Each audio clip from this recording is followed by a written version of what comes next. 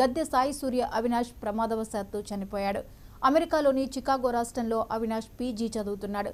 సందర్శనకు వెళ్లిన అవినాష్ ప్రమాదవశాత్తు వాటర్ ఫాల్లో పడి మృతి చెందాడు.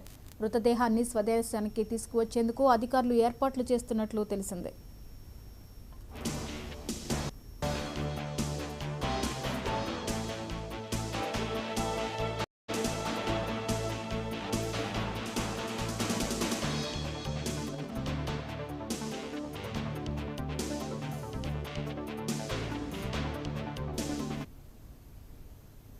అమెరికాలో తెలుగు విద్యార్థి మృతి చెందిన ఘటన వెలుగు చూసింది. తూర్పుగోదావరి జిల్లా గోపాలపురం మండలం చిట్యాల గ్రామానికి చెందిన గద్దె సాయి సూర్య అవినాష్ ప్రమాదవశాత్తు చనిపోయాడు.